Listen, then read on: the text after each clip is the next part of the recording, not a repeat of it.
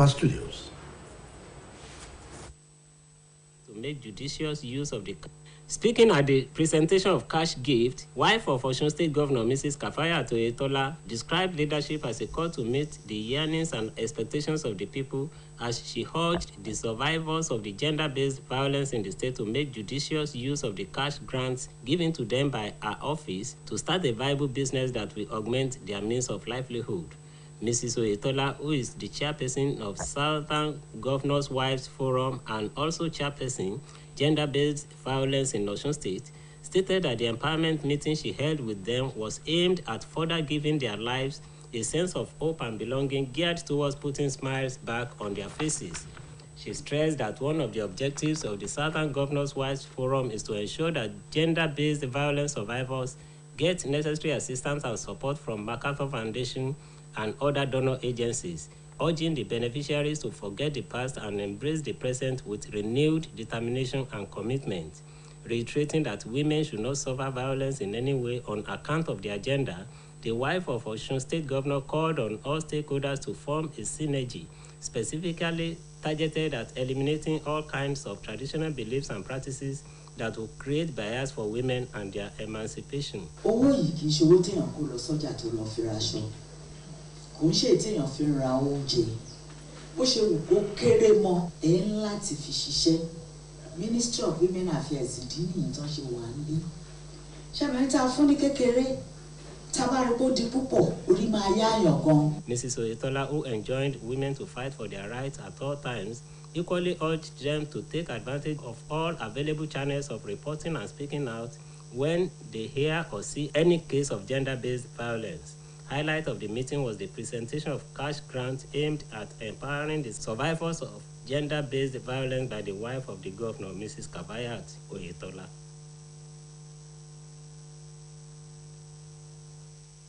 Osun State chapter of the APC has raised an alarm over an alleged attempt by certain individuals in Osun State office of Independent National Electoral Commission (INEC) and some elements in the PDP to compromise the content of the electoral results of Form EC8A and EC8B, as well as Beaver's report, which contain records of the accredited number of persons to vote in each polling unit.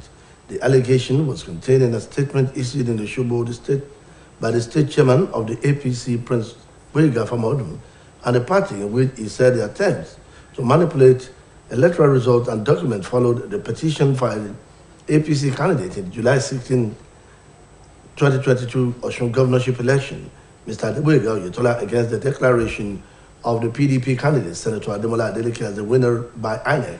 According to Prince Famodu, the petition established inconsistencies between the numbers of persons accredited by voters and are supposed to vote in each polling unit. He called on all lovers of democracy to prevail on INEC and PDP to allow peaceful determination of electoral disputes as they submitted to the Electoral Tribunal in Oshobo, noting that the APC is in possession of certified true copies of most documents attached to the petition filed before the tribunal. Prince Famodu warned against any attempt to tamper with the document. In the meantime, the People's Democratic Party has countered the allegation as the winner in the election. It is illogical to have embarked on attempts to falsify publicly available facts. The PDP described the allegation as diversionary, pointing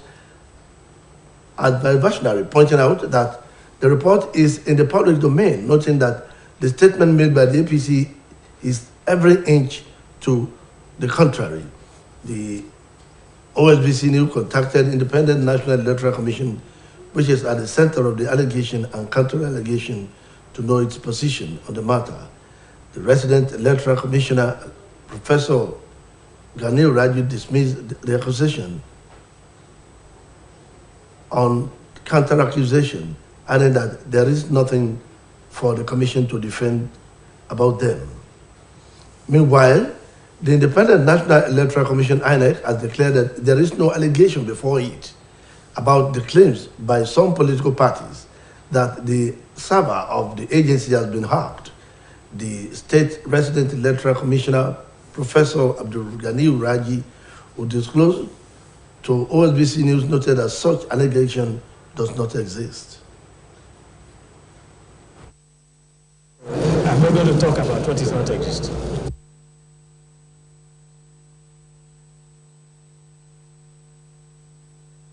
There is no allegation before us. So I'm not going to talk about what does not exist. Meanwhile, the All Progressive Congress APC in Osun State has described as untrue the allegation by the leadership of Osun Progressives that Governor Adeboyega Oyetola and the chairman of the party in the state, Prince Boyega Famodu, are responsible for the loss of APC in the July 16, 2022 governorship election in the state. A statement by the media aide to the state chairman of APC, Kola Olabisi, said the threat of the leaders of top that they will work against the re-election of Governor Oyetola manifested in the results of the election. The release reminded top members demanding the restructuring of APC that Governor Oyetola had promised to do that immediately after the election. It wondered why members of top are afraid of sanction from APC if they had not done anything wrong in the first instance.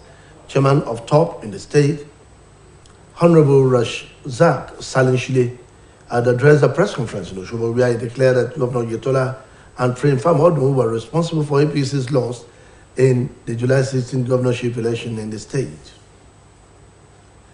In the meantime, the Independent Electoral Commission has scheduled a meeting with all registered political parties for tomorrow. According to a statement by the chairman of the commission, Otumba Segun Oladito, the essence of the meeting is to rub minds together with political parties in respect of the forthcoming local government election in the state. The meeting, which is slated to hold at the conference hall of the commission along Ikiru Road, is expected to have all the political parties adequately represented. OCEC, through the statement, further reaffirms our commitment to conduct a local council election that will be acceptable to all. That ends the state news on OSBC. Please join us at 5 for the evening news. Good afternoon.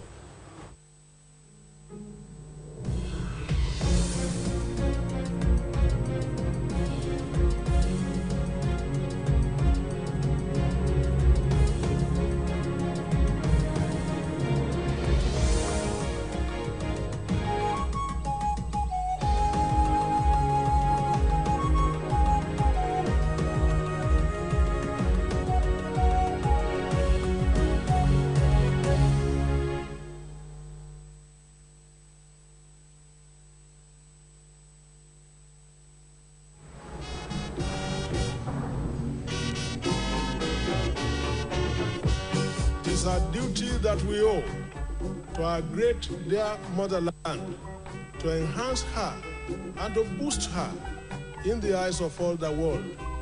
Egalitarianism is our national watchword, equality of good fortune.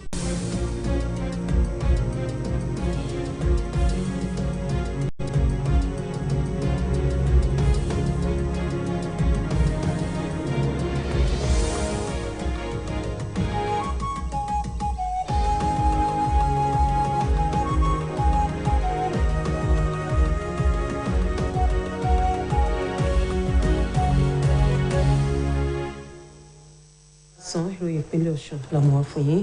Aya gómìnà ìpínlẹ̀ yìí arábìnrin Kafayat Oyetola ti fìdí rẹ̀ múlẹ̀ pé òun kò ní tẹ̀sí nídìí àti máa dẹ́rìn pẹ̀kẹ́ àwọn aráàlú ní pàtàkì àwọn kòlà kò ṣàgbé nípínlẹ̀ Ọ̀ṣun.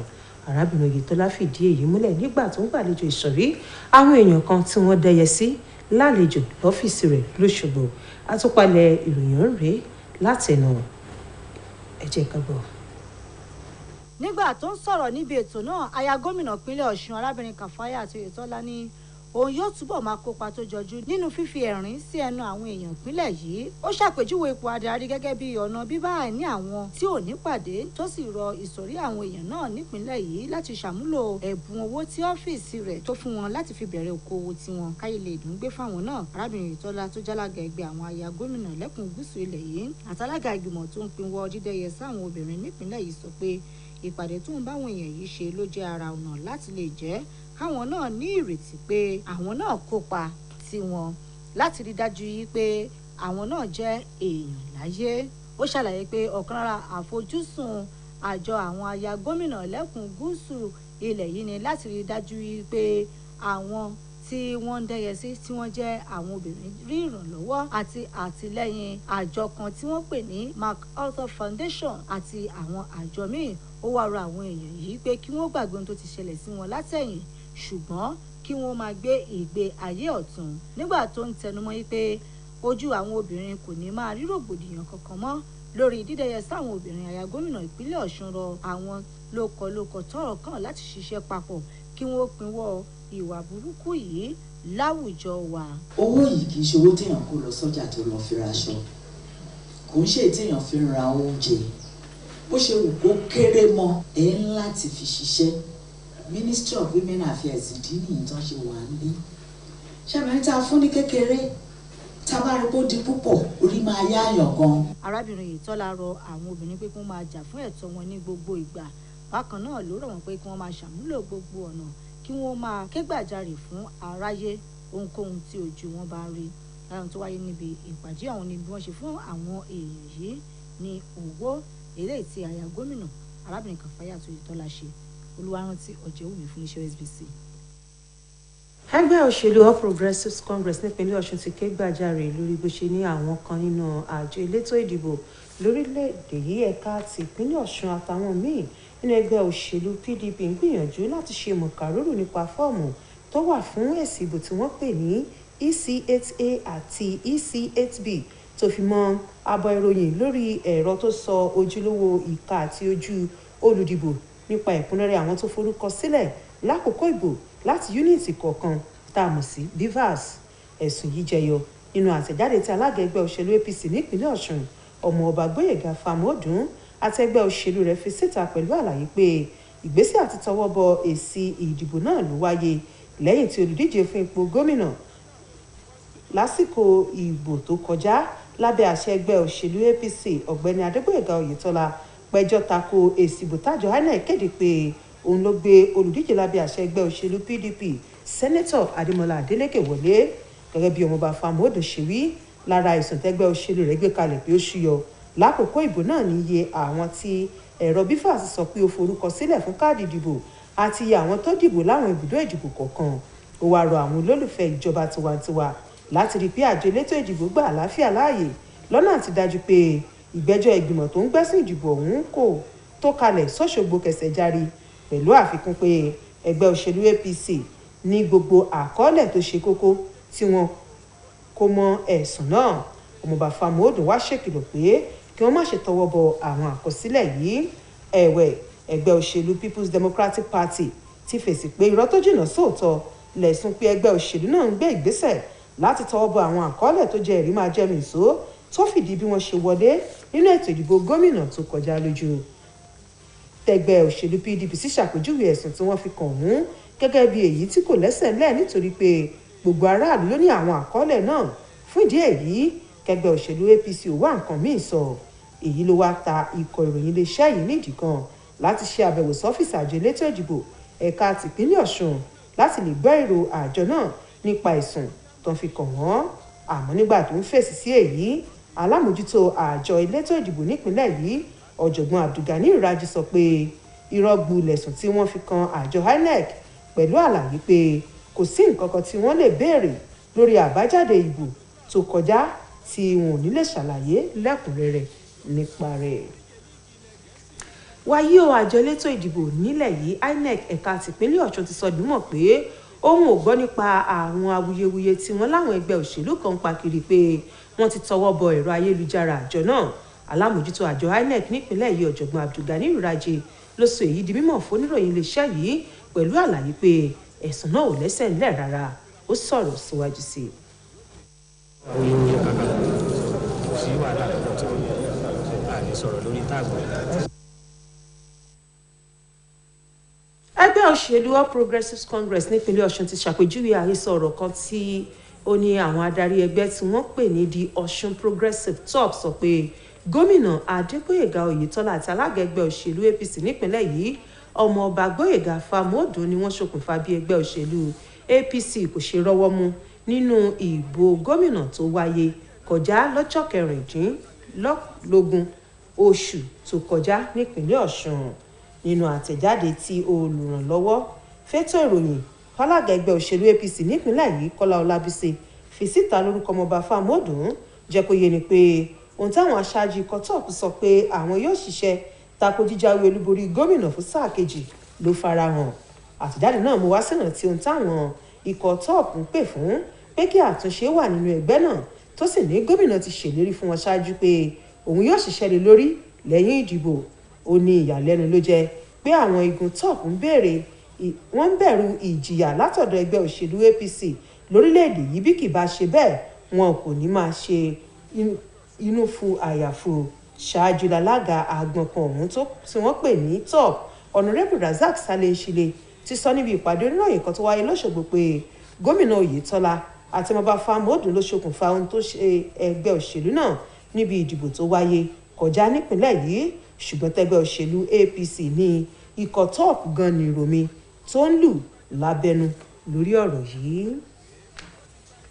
Lọ́la ní ìpàdé pàtàkì kan tí àjọ elétò ìdìbò nípínlẹ̀ Ọ̀ṣun OSBC pè láàrin rẹ̀ àti àwọn ẹgbẹ́ òṣèlú gbogbo tó forúkọ sílẹ̀ yóò wáyé.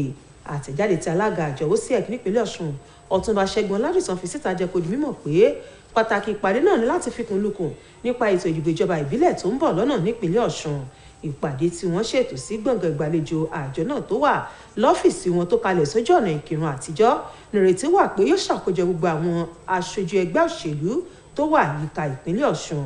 Àtẹ̀jáde náà wá fìdí ìfarajìn àjọ ọ̀hún múlẹ̀ láti ṣètò ìdìbò ìjọba ìbílẹ̀ tí yóò gbóúnjẹ fẹ́gbẹ́ gba owó bọ̀ bẹ́ẹ̀ ni yóò jẹ́ ìtẹ́wọ́gbà níwájú gbogbo aráàlú. Kò ní jù báyìí lọ lórí ìròyìn ìpínlẹ̀ Ọ̀ṣun fún ti àkókò yẹn tó darapọ̀ mọ́ aláàgó 5 kọjá ìṣẹ́jú 15 nígbà táwọn mú ìròyìn ìrọ̀lẹ́ wà fún yín títí ìgbà náà. Ẹ kú kalẹ̀.